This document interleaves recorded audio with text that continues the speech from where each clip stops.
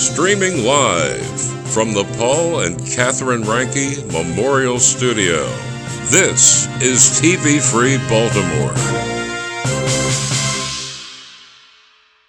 Support for TV Free Baltimore comes from viewers like you. Become a TV Free Baltimore member by visiting patreon.com/tvfreebaltimore. You're watching Maryland Politics here on TV Free Baltimore. Hello and welcome to Maryland Politics. I'm your host, Louise Baker. In the studio this evening, we have Republican Jim Simpson, candidate for the House of Delegates, District 11B. Jim decided to run due to the negative events taking place in our state and in his district. Maryland's Democratic-controlled General Assembly wastes tax dollars and creates policies which cause crime to spiral out of control. Jim is running to end this insanity and push back on Annapolis's woke agenda. Jim, welcome to the studio. Great to be with you, Louise. Thanks for having me. Sure. So we're going to start out with you telling our viewers a little bit more about yourself. Absolutely. And what made you decide to run for office? Sure. Well, I've been writing about these issues since 2002. I started my career as an analyst and budget examiner for the Office of Management and Budget, the White House Budget Office, back in the 80s and 90s. And then I left to start my own business. But after 9/11, I felt like I really needed to talk about the things that were going on and express what I knew from my long years of research and experience in the government. And, even then, things were spiraling out of control, but it's just gone off the charts in the last few years. And I am gravely concerned about the future of our country. I'm gravely concerned about the future of our state. And it's horrific what the Democrats are doing here and in Washington. All of their policies seem to be destructive, whether they're willful or not. And I'm running because I feel like I don't have any choice. We have to do something, and we have to do it now before it's too late. Our country's a mess. Our state is a mess. And if they continue to rule with the lawless manner they have been, it's only going to get worse. Let's just jump right into crime, which is skyrocketing in major cities. I have some statistics here in Baltimore City. Chances of being a victim of violent crime is 1 in 61. I think there were 726 non-fatal shootings in 2021. As a legislator, what could be done to fix this, and who is currently to blame? Well, Democrats have run this state and Baltimore City for decades. You can't blame the Republicans for that. Their policies have led directly to the astronomical crime rates that Baltimore City residents have been living with for decades. And now those policies and the consequences are spreading like poison into Baltimore County and other counties all around Maryland. They have to stop, but they will not stop because they're insane. They do the same thing over and over and over again, expecting different results, and they refuse to create policies that will actually help people. And I feel that the only way to manage that or to combat that is in the state legislature, where I can have a voice and hopefully I'll have a vote for change. Well, in addition to crime, education is very much prevalent in people's minds right now, currently. In April 2022, the Maryland Department of Education released some new curriculum into our public school system regarding sexuality and gender ideology. Some of this curriculum starts to go in as early as kindergarten and gets more and more intense as grades go on. What is your stance on this new curriculum? Once again, this is just one aspect of their insane policies. Maryland spends more per student than almost any other state in the nation. In 2020, they passed the Kirwan Commission recommendations, which called for $38 billion to be spent on education over the next 10 years. Now, that did not include construction, which is absolutely essential. They had to spend more for construction. My opponents, John Carden in particular, want to spend even more.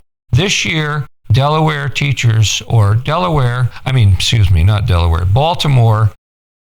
is increasing its spending to $23,000 per student. Yet most of those students graduate without knowing how to read, write, or arithmetic. Yet instead, we are learning these absolutely destructive, ideologically extreme left agendas to indoctrinate these kids into really very, very toxic and destructive behaviors. And, it's not only that, first of all, what business do they have teaching any of that stuff? That's not their job. It's not their job to be indoctrinating children about what sex they should be, what sex they can be. It's not their job to misrepresent history, to flame the fires of antagonism between races and ethnic groups. Everything that they are pushing creates more conflict and more confusion in the minds of our children. And, until they're 18 or 19, kids' brains are not sufficiently developed to handle this kind of stuff. So they are being indoctrinated, having their minds, in a lot of ways, they're being sexualized in elementary school. And we see all the bad consequences of that. We see spiraling out of control venereal disease. We see out of wedlock pregnancy. We see child suicides at historically high levels. And all these things are a direct result, I believe, of these policies. And it has to stop. It just absolutely has to stop. They have no business doing it. We need to focus on the 3 R's. We need to get kids back into school so they learn the skills they need to succeed. Right now, Maryland public schools, Baltimore City public schools, even the county schools are failing miserably in those scores. So I agree, it does need to stop. What would you propose we do to fix this? Well, there's a number of things. First of all, a number of years ago, the state seized power from local school boards. They took it away. So while local school boards are given money to spend and to decide how to spend it and where to spend it in the different counties, they're given no authority over curriculum. The curriculum is handed down to them from the state. Our system was designed brilliantly to put power in the hands of local organizations, the school boards, the city and county councils that are directly most responsible and responsive to the people who elect them. And that's the way it's supposed to be. Local school boards should be the power to decide on curriculum should be returned to the local school boards. And honestly, that way, if a county wants to indoctrinate its kids I guess that's that county's decision if the voters go for it. Most voters, if they had a choice, will be saying absolutely not. But at the state level, they have relatively little power because the state has supermajorities in both houses of lunatic Democrats. Do you think most voters / parents are aware that this curriculum is out there? Well, I think that parents are becoming more and more aware of it. I mean, we've seen school boards being overthrown all across the country. We're seeing parents standing up and protesting what the school boards are doing. We've seen parents being dragged out, parents being arrested for protesting what shouldn't even come up as a subject in these meetings because it shouldn't be taught at all. So yeah, I think parents are becoming aware of it. I think more parents need to be aware of it. I think it's more focused on those parents who have kids in those classes rather than parents whose kids are in higher grades, and that part of the voting electorate who has their kids out of school, they're kind of like, oh, well, that's not my issue anymore. I think that everybody needs to be aware of it, and everybody needs to be extremely concerned about it because those children are our future. They are our future, and we are horribly, horribly disserving them with this woke agenda and ignoring the most important aspects of education, which are that they learn how to learn, not what to learn, and they become competent enough to be successful as adults. So we're going to take a big leap to another part of your platform, and that is open border policies, sanctuary state. Last December, the Democratic supermajority overrode Hogan's veto of House Bill 16, giving illegal immigrants sanctuary state status and a lot of leniency with regard to the prisons, etc. Can you talk to me about that portion of your platform? Absolutely, and it all fits in with the other things that are going on. Illegal aliens, don't call them immigrants. That's legally incorrect. The legal term is illegal alien, whether people like that term or not. That's the correct legal term. They are not immigrants because they are not here legally. By definition, you're only an immigrant if you are here legally. And but illegal aliens crowd out our schools. They crowd out our prisons. They take jobs and businesses and disproportionately negatively affecting those businesses run by minorities in the inner cities. And it's another aspect of democratic machine politics that the Democratic politicians don't care. They do not care about the welfare of their own citizens. They put the needs and desires of people here illegally breaking the law over and above the needs of their own citizens. It's simply astonishing to me. And it doesn't matter if they're a black politician or white politician.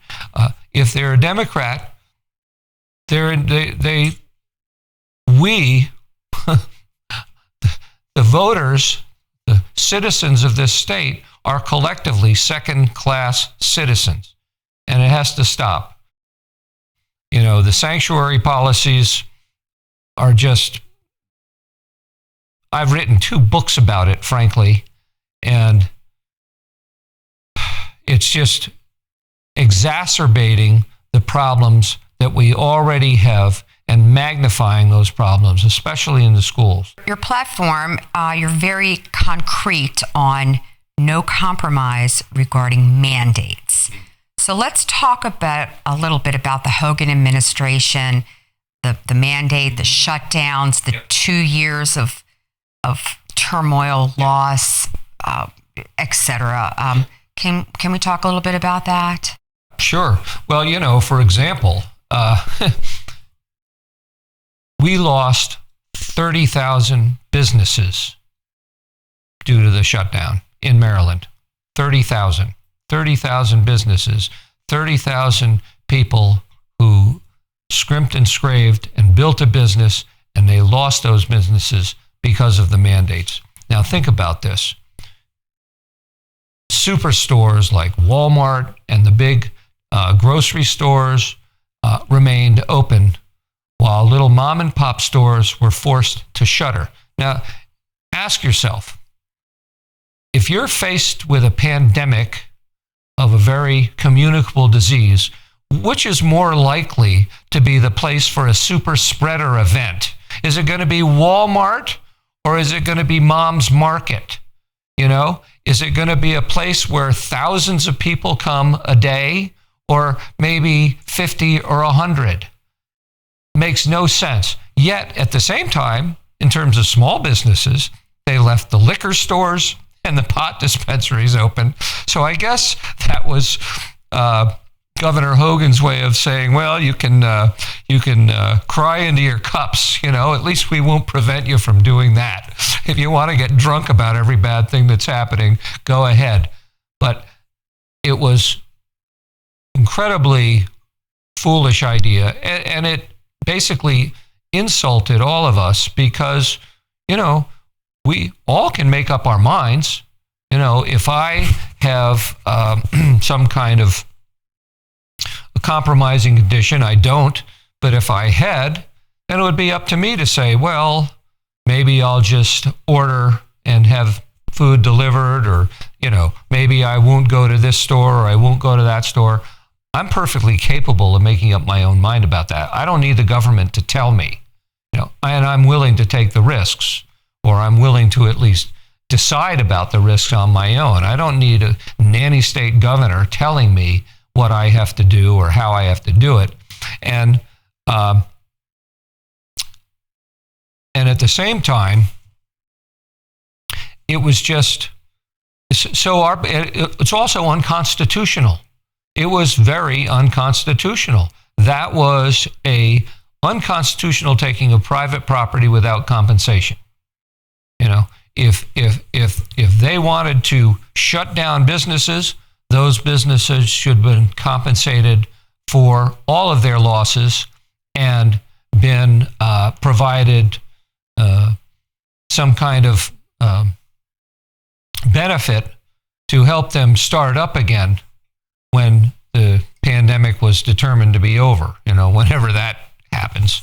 But really, I think those kinds of things are best left up to individuals. We can decide for ourselves how much risk we should take, and they have no right to impose those things. No legal right to impose those things. So I'm dead set against them. So what about vaccine mandates then? Yeah. And you're, I'm sure, aware that the CD is pushing that now. Yeah, they're pushing it for children. Yes. And children, the rate of infection or at least harmful infection among children is just shy of zero. So why they are mandating vaccines to children is beyond me, especially given the fact that there are now some questions about the health impact of those vaccines. Now, I'm a vaccine agnostic when it comes to the actual, are the vaccines dangerous? Are they safe? I took the J&J vaccine. I didn't want to take any. I didn't feel I needed it, but my family wanted me to, so I did it for them.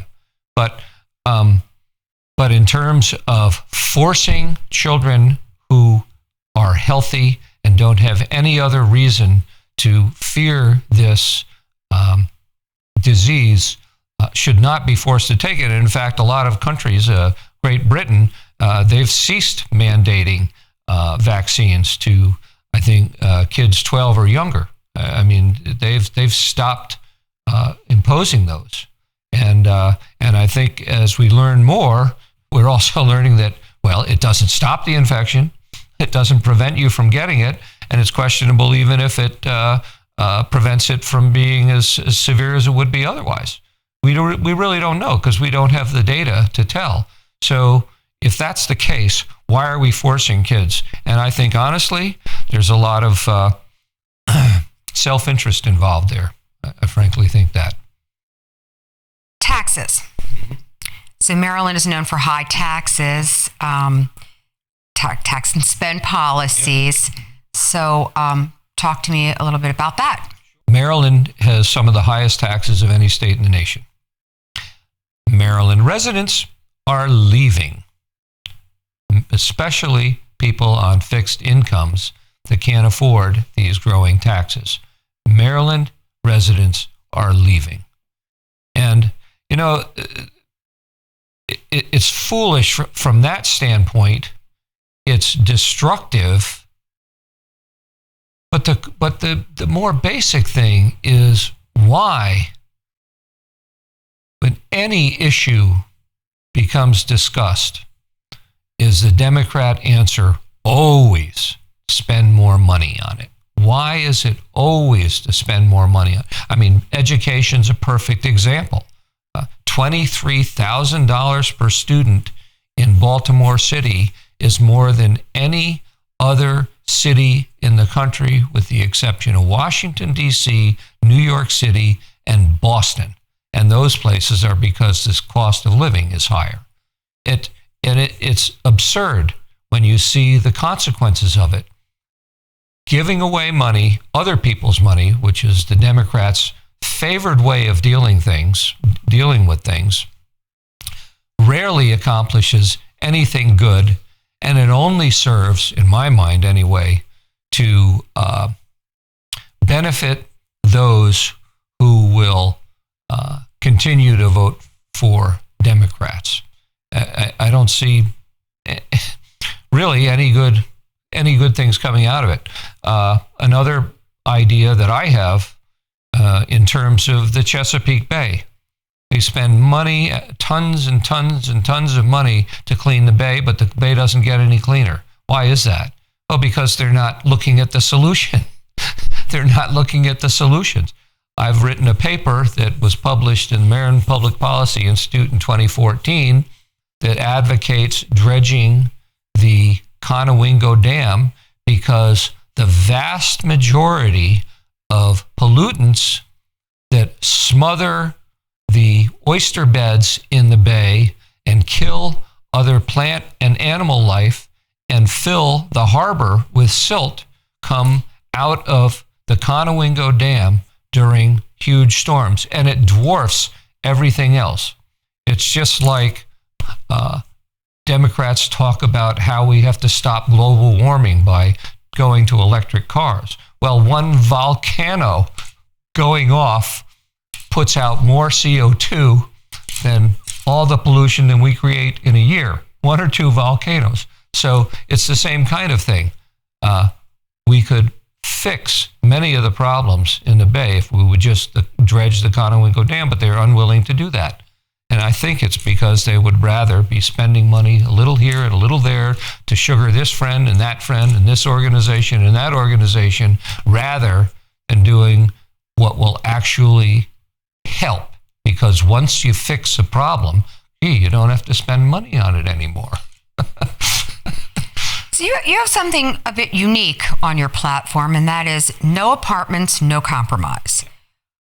Can you explain why apartment development is part of your campaign? Yeah, well, that's been talked about a lot, actually.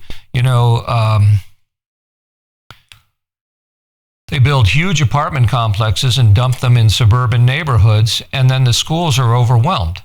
The school construction doesn't even match current needs. I mean, the schools that are out there now are falling apart. Towson High School, where my kids went, the heat doesn't work, the air conditioning doesn't work. They have to take classes in trailers that cannot be secured. And all of these things in this day and age are a concern, or should be a concern to everybody. And yet they're willing to expand and grow without proper planning and foresight to build out the schools and the infrastructure that will support those changes. But the other more general thing, and then there's the problem of affirmatively furthering fair housing, which was one of President Obama's favorite programs, where they would provide HUD grants to localities. However, like everything that the federal government does, there are strings attached. And the strings attached to those grants were that